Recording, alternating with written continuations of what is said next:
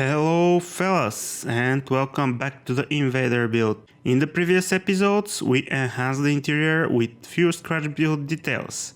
Now it's time to make all this count with some nice painting and weathering. So get comfy and let's see what we can do. First, as usual, come a layer or two of primer. I am using Mr. Finishing Surfacer 50 Black. Along with blending the different materials used during the detailing process and ensuring a good adhesion with the paint, this primer will be the foundation of the shallow layer.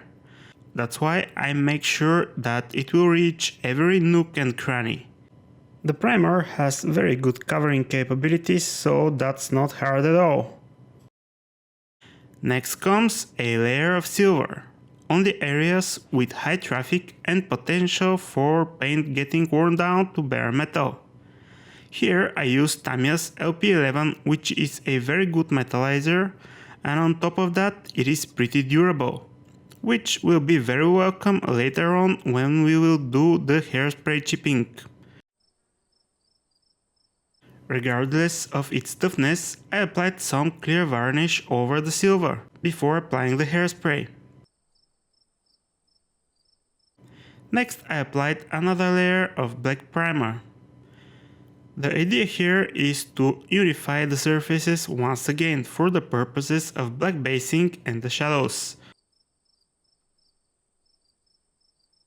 My usual color of choice for this type of interior green is the H58 from Mr. Hobby.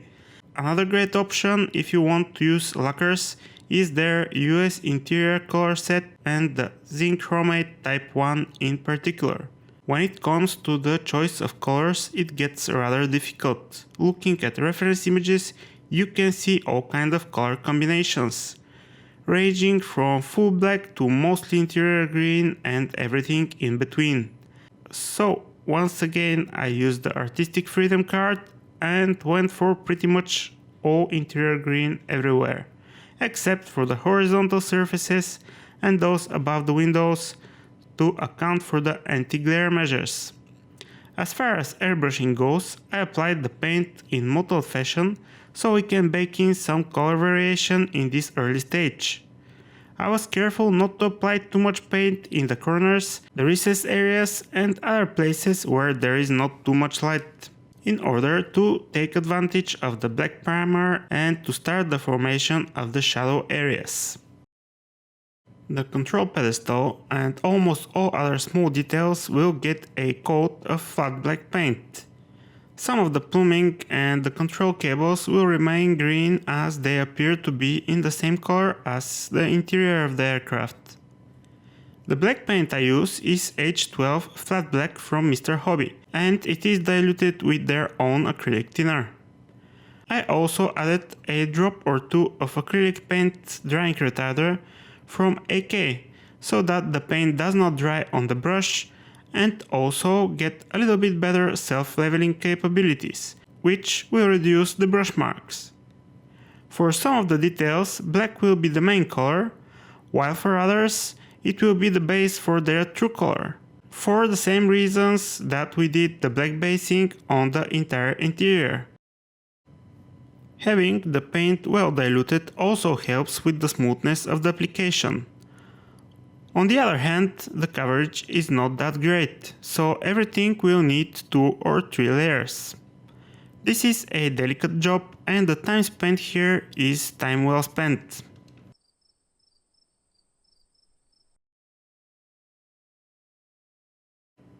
The details painting and the weathering will be taking turns now. I will start with some weathering that might have caused some issues with the chipping, but that I will show you later. So let's do a simple dry brushing with a buff oil color over the green. This will pick out the edges and erase details, and also will give the green a more desaturated and worn appearance. Recently I realized that oil paints are great for dry brushing. They don't dry on the brush and you can have much better control over the saturation of the effect. And it is very easy to correct if you are not happy with the outcome. All in all, it is a fantastic medium. And I am shocked that I did not discover this use for it earlier. Next up is the bare metal chipping via the hairspray chipping technique. This time the hairspray chipping did not work very well for me.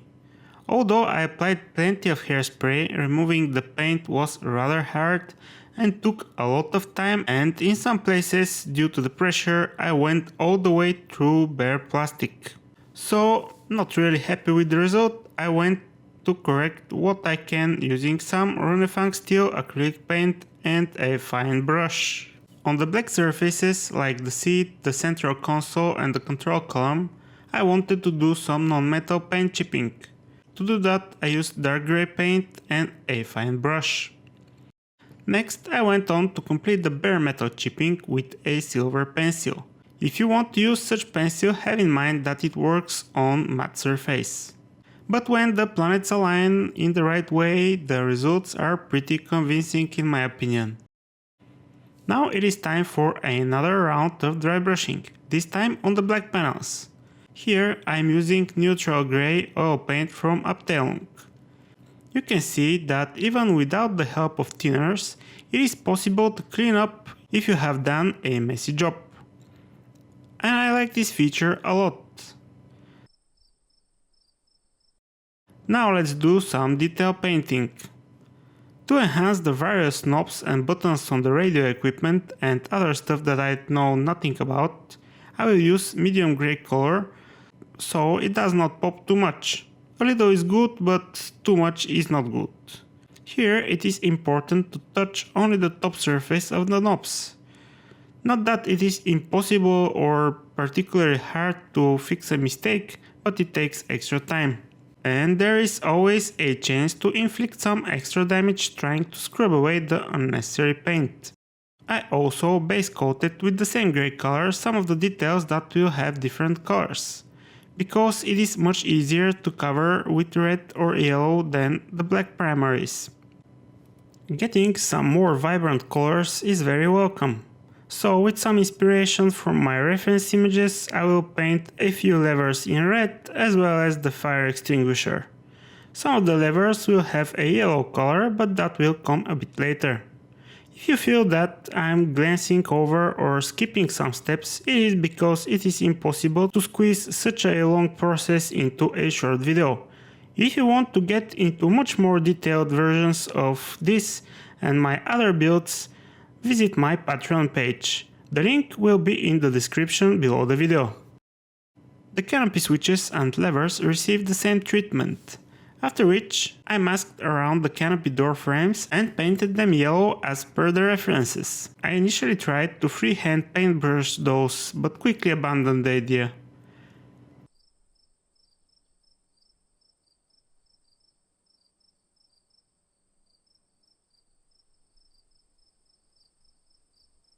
Having the yellow paint out, I painted the spherical containers, aka the balls. This time using a brush. Very tight and not comfortable to work, but I managed to pull it off somehow. The instrument panel painting and weathering I covered extensively in a separate video. I will leave a link for that one in the description if you haven't watched it already. But all in all, it was a very pleasant experience to work with a nice out-of-the-box dashboard, with plenty of details and nice separate decals for the instrument faces. All the painting and the weathering resulted in a nice and busy looking dash, that in my opinion closely resembles the instrument panel of the real aircraft. For a touch of class, let's paint the leather strap and the armrest in a brown base color. Then using a mixture of the base color and some beige, I'm going to scuff the leather up a little bit. Focusing on the edges and the folds, we can give those details more worn and weathered look. To paint the wire looms, I'm going to use acrylic paint from AK. This paint color is dry light matte, and I'm carefully applying it on the top portion of the wire looms so that I can have some black to show through near the base, both to serve as a shadow and to increase the sensation of a separate detail. It is important to have a comfortable access to the detail, so it is much better to turn the part around than to twist your wrist and do other yoga exercises. Also, when you paint such details, don't put too much paint on the brush. A little bit on the tip is sufficient to paint a significant area and the risk of paint running all over the place is minimal. To simulate the clamps on the wire looms, I painted a little dab of silver inside the black clamp, so it looks like a metal clamp with a rubber piece underneath. I also added some light grey dots to simulate the markings around the switches and placard using a decal from the spares box. Now let's do some dusting. I'm going to use Tamiya dust heavily diluted with Mr. Rapid Thinner. This thinner evaporates very quickly and reduces the chances for running when we have such a diluted paint. Here the key is to add layer after layer and patiently build the effect. Initially there will be little to no significant result, but when you build it up, it's going to look good and more importantly, not overdone. I'm concentrating on the corners and the areas where there is no traffic. Essentially, places where the dust can be left alone to accumulate.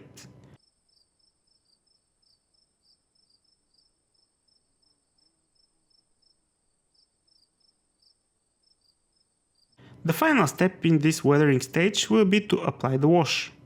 In this case, the goal of the wash is not to create dirt accumulation, but to enhance the shadows, hence the green color of the wash. Initially, I wanted to use oils for this job, but I realized that I am out of white spirit and I had to revert to enamel washes. They used to be my preferred tool, but recently they behave as if they have gone bad. The pigment is in clumps and it's really hard to dissolve it in the carrier. Anyways, mixing thoroughly before every application, I managed to extract some level of performance from this wash. I applied it as accurately as I could inside the nooks and crannies of the details. On the wire looms, I used dark grey wash to complement the yellowish base color.